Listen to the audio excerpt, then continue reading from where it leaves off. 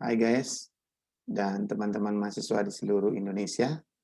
Kita ketemu lagi dalam channel ini, cara cepat membuat proposal PKM dalam 15 menit. Saya akan menyampaikan beberapa tips. Nama saya Dr. Dermawan Waruwu, MSI, dosen Universitas Dianapura, Bali. Saya akan membagikan beberapa cara atau strategi bagaimana membuat proposal PKM, khususnya tahun 2021 ini. Mau tahu caranya, ikuti langkah-langkah berikut ini.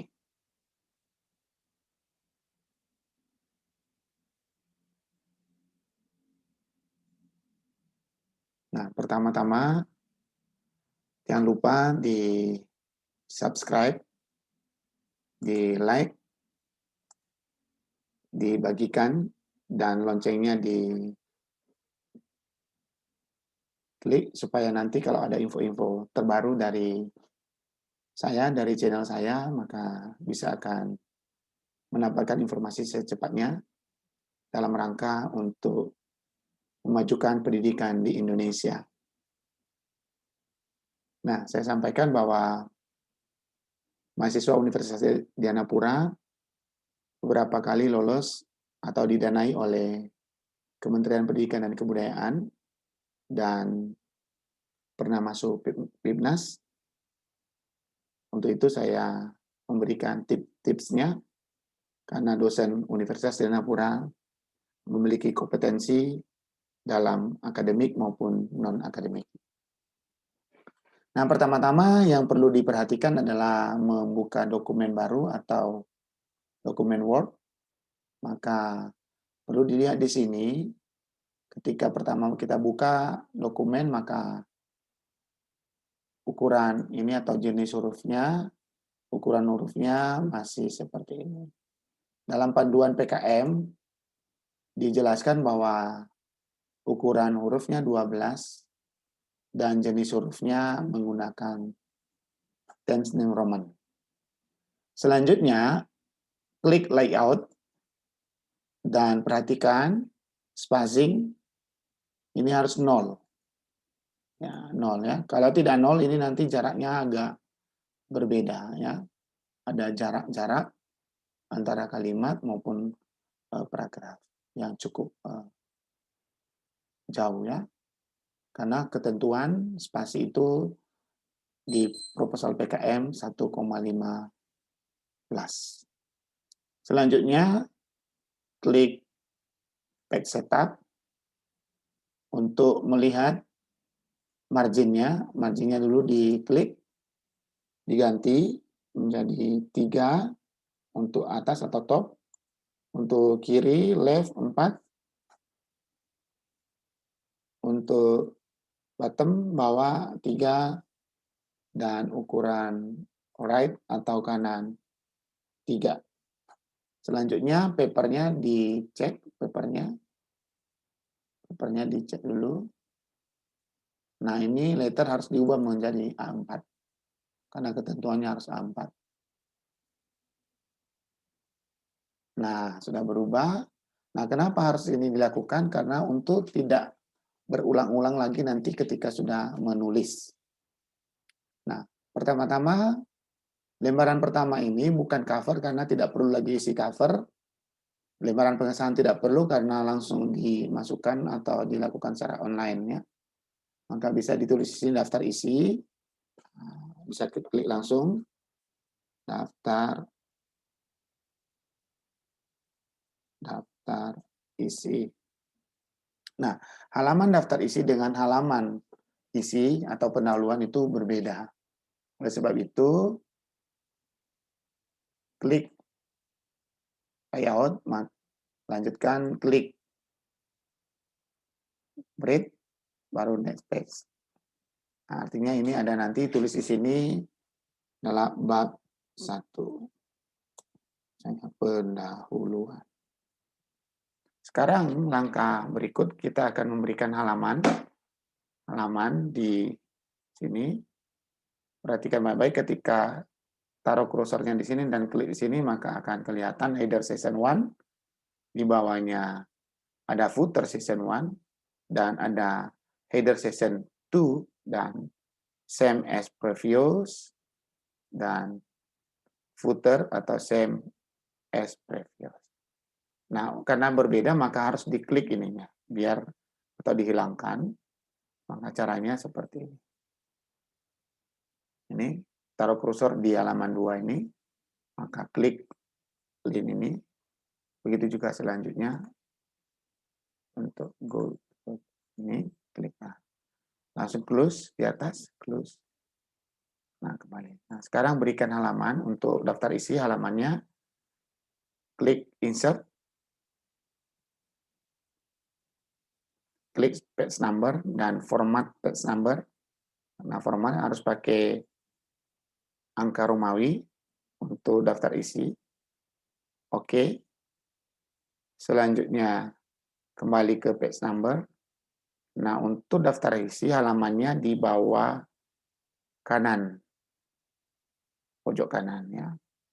Button of page dan pilih yang kanan bawah. Nah, ini. Nah, di bab pendahuluan, lihat bab pendahuluan belum ada halamannya. Belum ada, maka berikan halaman.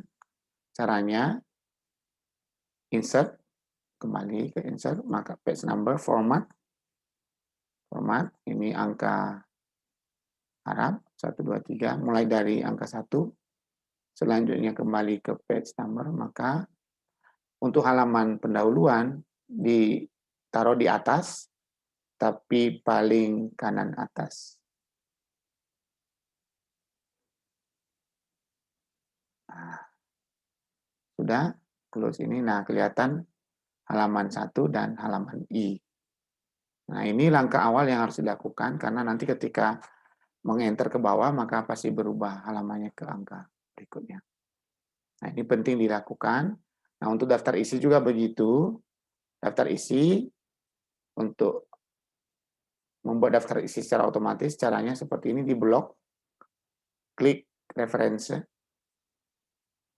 Ya, klik referensi. Tunggu, sedang tunggu.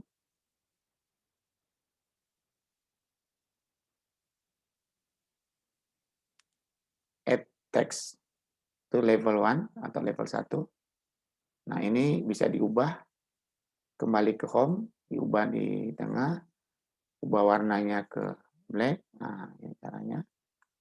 Selanjutnya untuk bab pendahuluan sama, sampai ke bawah nanti bisa dibuat reference, and text level 1. Ini home, kembali ke home biar masuk di tengah-tengah. Warnanya juga bisa diubah langsung warna hurufnya. Oke, setelah itu maka kita taruh kursornya di bawah ini, di enter, untuk bisa nanti memunculkan daftar isi. Nah, saya sudah membuat daftar isi yang sudah jadi seperti berikut ini. Nah, guys, sebelumnya saya harap jangan lupa untuk subscribe, ya, untuk subscribe, untuk like dan komen, bagikan ke teman-teman. Nah, ini daftar isi yang sudah saya buat untuk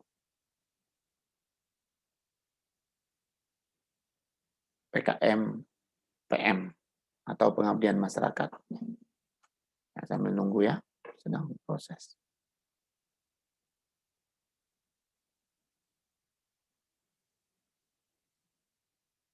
Nah, ini kalau sudah jadi, daftar isinya seperti ini. Karena sudah saya ketik sebelumnya. Nah, ini bisa dibuat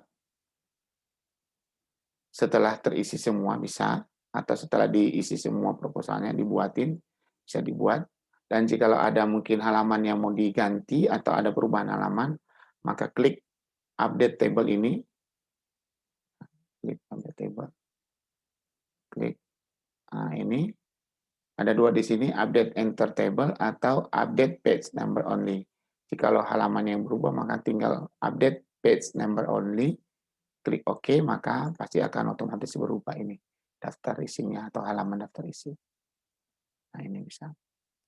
Nah, ini saya sudah buat. Apa yang harus dilakukan di sini, yaitu di latar belakang ini ditulis, yaitu proposal mengungkap tentang identitas masyarakat. Karena ini pengabdian masyarakat yang non-profit. Artinya masyarakat yang memang tidak menghasilkan uang dari kegiatan-kegiatan mereka. Walaupun nanti bisa menghasilkan uang setelah kita membina, itu kan lain halnya. Ini yang harus dipersiapkan. PKMPM bertujuan untuk menumbuhkan empati mahasiswa kepada persoalan yang dihadapi oleh masyarakat. Nah, melalui penerapan iptek kampus yang menjadi solusi bagi persoalan masyarakat. Nah, ini perlu diperhatikan. Jadi pendahuluan ini harus mengikuti apa yang ada di uraian ini. Singkat, padat, jelas. Di bab 2, maka ditulis gambaran umum masyarakat mitra. Ingat, setiap PKM atau skema PKM berbeda di bab 2 ini, berbeda. Nah, untuk PKM, PM, maka yang ditulis adalah gambaran umum masyarakat mitra. Di sini uraikan secara umum profil dari masyarakat mitra. Ya, tempat kita untuk melakukan pengabdian itu. Kondisinya apa, potensi wilayahnya apa, perlu diuraikan di sini dengan jelas. Di bab 3, maka ditulis di sini metode pelaksanaan. Sama juga, bab 3 di PKM yang lain berbeda penyebutannya. Jangan sampai sama. Nah, ini metode pelaksanaan. Ingat, karena sekarang adalah masa pandemi COVID-19, maka di dalam metode pelaksanaan ini harus dicantumkan tentang protokol kesehatan. Ya. Oleh sebab itu, perlu dipikirkan baik-baik apa yang penting, apa yang harus dilakukan, diuraikan di sini. Di bab 4, ini biaya dan jadwal kegiatan. Biaya yang disediakan oleh pemerintah yaitu 5 sampai 10 juta. Nah, usahakan maksimalkanlah biaya ini dengan baik, uraikan dengan baik. Nah, perhatikan ada hal-hal yang tidak diperkenankan untuk ditulis dalam pembiayaan. Nah, ini adalah honor untuk tim dosen, untuk dosen pembimbing, atau untuk tim juga tidak boleh, pihak ketiga juga tidak boleh. Nah, di sini adalah rekapitulasi anggaran atau ringkasan anggaran itu tadi. Nanti ada justifikasi anggaran di lampiran. Ini jadwal kegiatan. Ini tulis maksimal kegiatan itu 4 bulan dan kalau bisa sampai 3 bulan saja. Sekarang daftar pustaka. Ya, daftar pustaka menggunakan Harvard Style. Ya, ini ada contoh ini diikuti baik-baik.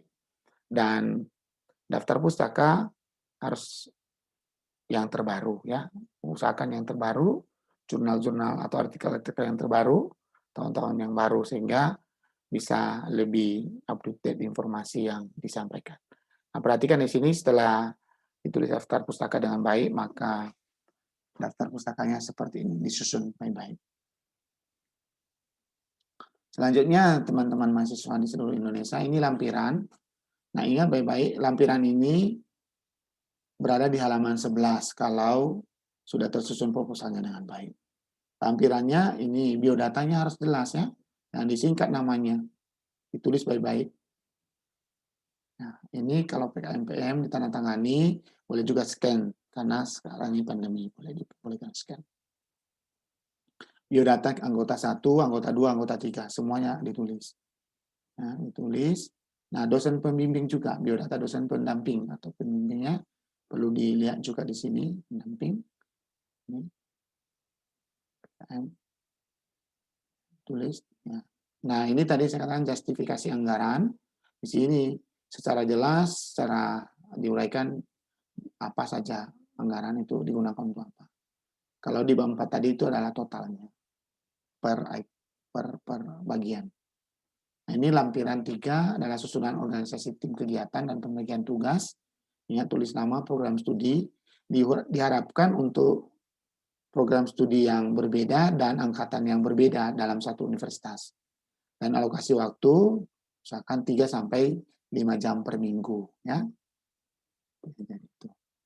Yang berikut lampiran 4, yaitu surat pernyataan ketua tim pelaksana, tulis di sini, dan harus ada materinya. Materinya caranya begini, kalau tidak ada materi 10.000, maka materinya 6.000 dan 3.000. Nah, surat pernyataan kesediaan kerjasama dari mitra. Karena ini adalah pengabdian, maka harus ada kesediaan dari mitra atau tempat kita melakukan pengabdian itu. Nah, ini harus ditulis baik-baik, ya, diikuti ini. Ya.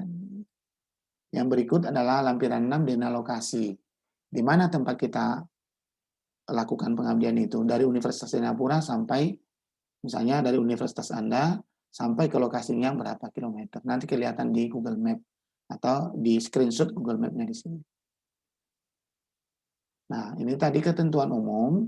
Perhatikan baik-baik bahwa program PKM PM ini bisa dilakukan atau bisa diajukan oleh mahasiswa S1, D3, atau diploma 4, atau mahasiswa 8.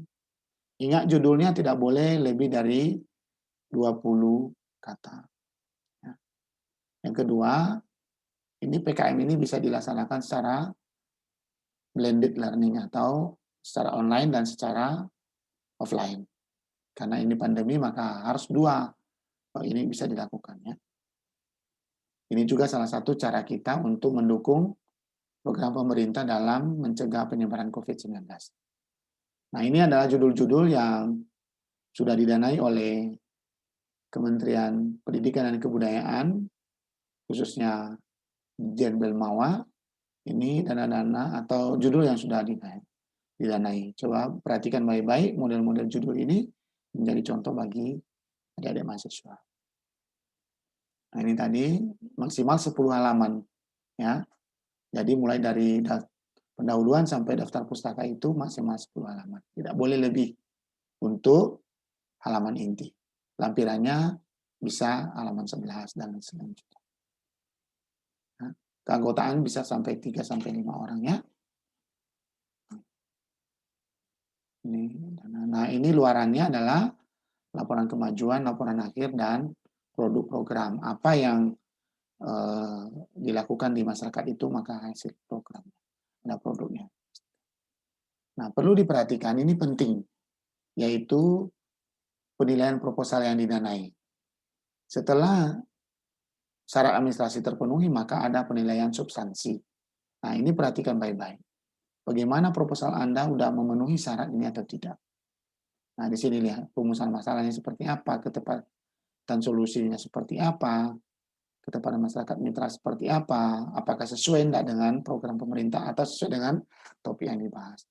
Nah, ini penting, ya. Setelah membuat proposal, maka ngecek lagi di sini. Tolong dicek lagi apakah semua item-item ini ada di proposal Anda. Nah, ini juga salah satu bobot ini menjadi syarat untuk masuk PIMNAS. Nah, kira-kira ini yang bisa saya sampaikan. Semoga ini bermanfaat dan bisa membuat proposal PKM lebih cepat. Nah, setelah tersusun proposalnya dengan baik, maka bisa menulis daftar pusaka tadi. Seperti daftar isi maksud saya, daftar isi tadi secara otomatis, seperti yang saya jelaskan sebelumnya. Kiranya ini bermanfaat dan tetap semangat. Semoga proposal PKM Anda lolos, didanai, dan lebih bisa masuk PIMNAS. Terima kasih.